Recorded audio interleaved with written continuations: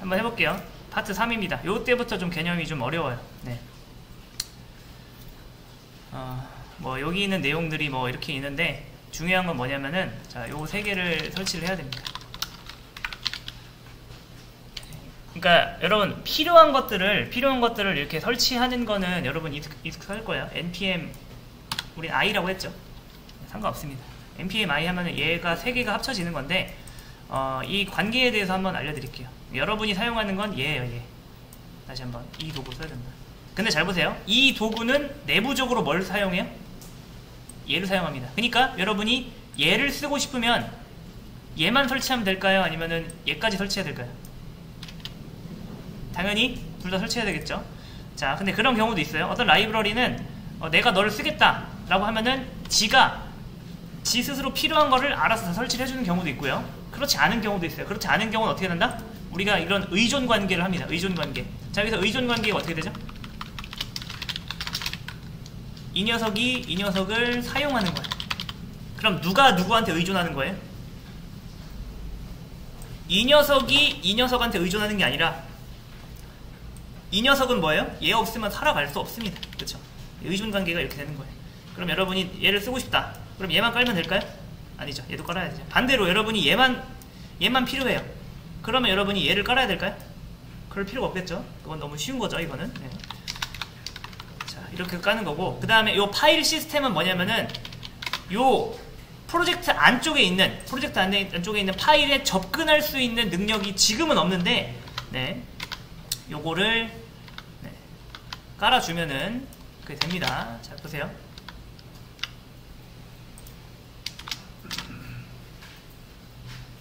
자, 설치를 했죠? 네, 설치를 하면은 기본적으로 아시다시피 어디에 추가돼요? 패키지.json에 이런 식으로 추가가 됩니다. 여기 디펜던시 보이시나요? 이미지 샵 파일 시스템 추가가 됐죠? 그런데 자, 여기서 끝이 아니에요. 여기 getB config이라고 있거든요. 여기다가 등록해줘야 되는 경우가 있습니다. 그러니까 무조건, 그러니까 전체 플러그인 중에서 그냥 이렇게 방금처럼 설치만 해도 사용할 수 있는 게 있는 반면에 여기서 추가 설정을 해줘야 되는 것도 있어요. 그거는 네, 이거는 뭐 어떤 논리로 접근하는 게 아니라 그냥 네, 외워야 돼요. 이거는 이미지는 이렇게 써줘야 되는구나. 이렇게.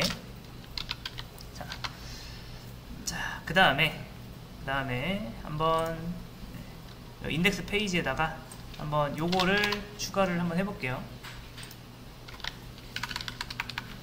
여기 밑에다가, 자, 여기 너무 좁으면 어떻게 한다고요? 컨트롤 B 눌러서 얘 숨기고, 컨트롤 백틱 눌러서 얘 숨기고, 그 다음에 로컬 호스트 8000. 자, 여기서 또 중요한 게 있습니다. 여러분이 소스 코드 좀 고치다가 뭐 안 되면 어떻게 하죠? 보통 여기 들어가서 컨트롤 C 하잖아요. 지금 무조건 하셔야 돼요. 그러니까 여러분이 npm으로 뭐 설치했다? 그러면은 어쩔 수 없이 얘를 컨트롤 C 눌러서 껐다가 켜줘야 됩니다. 설치했으면 이건 무조건 해줘야 돼요. 안 그러면 이상하게 작동해요. 자, 여기다가 저는 이렇게 써볼게요. 자, 스태틱 이미지. 자, 여기서 나오죠? 벌써부터 여기서 여러분이 그냥 바로 완성하지 말고 여기까지 입력한다면 뭐예요? 그냥 엔터만 쳐주면 어떻게 된다?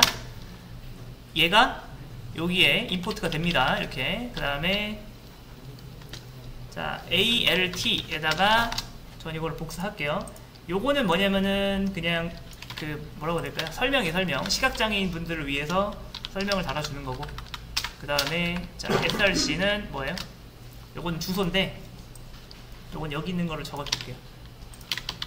자, 근데 여기서 약간 여러분이 의아해하는 분이 있을 거예요. 자, 이미지를 왜 이렇게 쓸까? 여러분, 이미지는 어떻게 쓰면 되죠? 자, 해볼게요. 지금 얘가 이렇게 썼잖아요.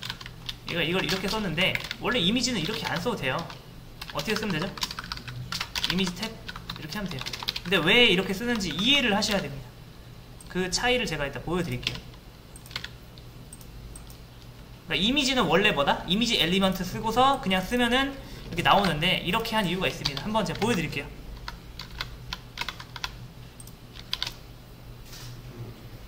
자, 그러면은 여기 나왔죠? 자, 제가 이미지를 그냥도 보여주고 한번 비교를 해서 보여드릴게요. 이미지. 자, 이것도 주의할 점. HTML에서는 여러분 이미지 쓸 때 그냥 이렇게 해도 되는데 리액트에서는 무조건 하나짜리만 이렇게 써야 돼. 그러니까 HTML에서는 그냥 BR 써도 되는데 BR 이렇게 써도 되는데 리액트에서는 뭐다? 꼭 이거 붙여줘야 된다. 자, 똑같이 해보겠습니다. 똑같이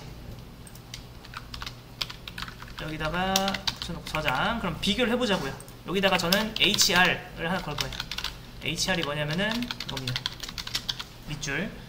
자, 이 밑줄 위로는 이렇게 자, 이렇게 나왔습니다. 일단 얘가 해주는 거부터 주소 복사 해주면 이렇게 나오고, 그리고 어디였어? 잠깐만요.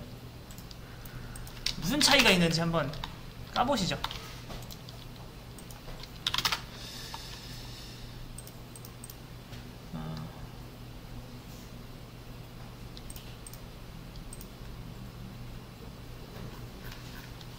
자, 일단 F4키 눌러볼게요. 이 이미지 같은 경우에는요, 이 이미지 같은 경우에 맨 처음에 어떻게 되겠어요? 맨 처음에 안 나오겠죠. 안 나오다가 얘가 로딩이 되면 어떻게 돼요? 높이가 이렇게 나오잖아요. 다시 한번 잘 보세요. 그러니까 여러분 가끔 그런 경우 있을 거예요. 웹 문서 제목이 이렇게 있고 내용이 이렇게 있습니다. 그 다음에 이미지가 맨 처음에 없다가 한 1초 뒤에 이미지가 로딩 되면서 어떻게 돼요? 이미지가 생깁니다. 그러면 원래 여기 있던 내용들이 어떻게 돼요? 여기 있는 이미지 때문에 확 내려가죠. 그런 경험이 있나요? 본 적 있죠? 네. 그거는 문서의 품질을 떨어뜨리는 행위죠. 여러분이 스태틱 이미지를 하면은 일단은 자, 주소 복사. 잠깐만요. 요거를 적어서 알려드릴게요. 자, 스태틱 이미지가 좋은 점.